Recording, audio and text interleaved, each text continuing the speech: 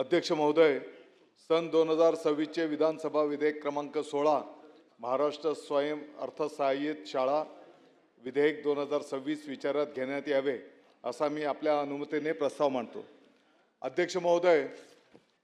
आपल्या सर्वांना माहिती आहे की स्वयं अर्थसहाय्यित तत्वावर जर नवीन शाळा स्थापन करायच्या असतील किंवा विद्यमान शाळेंचा जर दर्जावाढ करण्यासाठी काही तरतुदी करायच्या असतील तर अशा नवीन शाळा स्थापन करण्यासाठी किंवा विद्यमान शाळेचा दर्जावाढ करण्यासाठी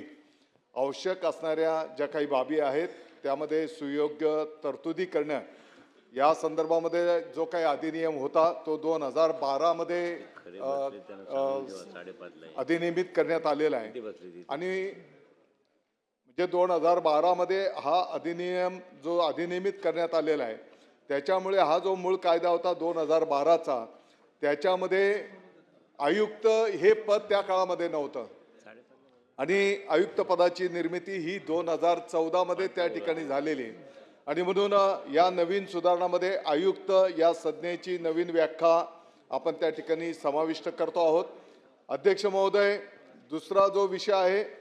महाराष्ट्र सार्वजनिक विश्वस्त व्यवस्था अधिनियम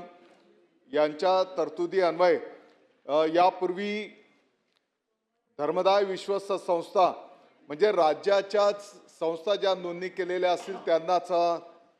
आपण त्या ठिकाणी मान्यता द्यायचो, परंतु या सुधारणेमुळे देश पातळीवरच्या जर काही नामांकित शिक्षण संस्था असतील तर त्यांनाही आपण आपल्या राज्यामध्ये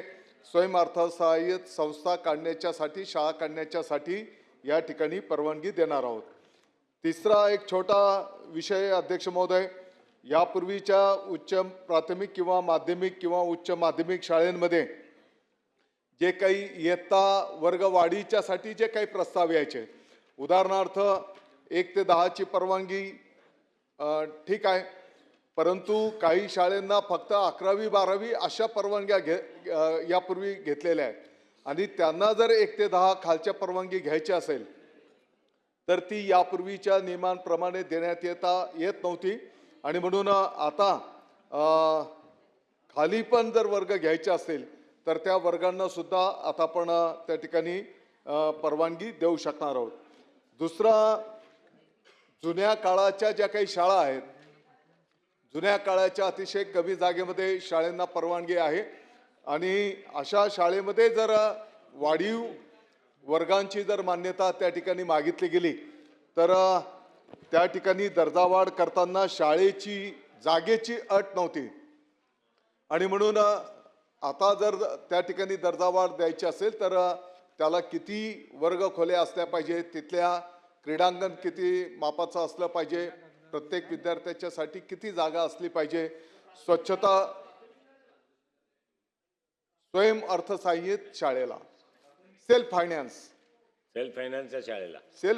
शाळेला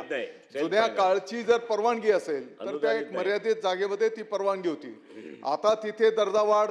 म्हणजे समजा पहिले 10वी पर्यंतची परवानगी होती, आता तिकडे जर 11वी 12वी परवानगी मागत असेल तर त्या प्रमाणात तिथे जागा पण जास्त पाहिजे ना, म्हणजे बिल आहे हो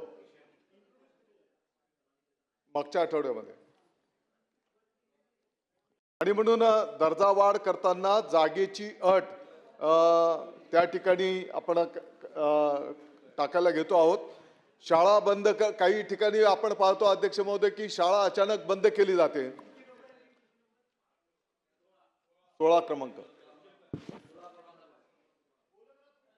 शाळा बंद करणे, स्थलांतरासाठी विद्यार्थ्यांचे शैक्षणिक हितासाठी 18 महिने आधी नोटीस अथवा 5 ते 10 लाख दंड। आता या बिलाच्या माध्यमातून त्या विद्यार्थ्यांचं नुकसान होऊ नये आणि म्हणून त्या ठिकाणी दुप्पट प्रस्तावित केलेला आहे।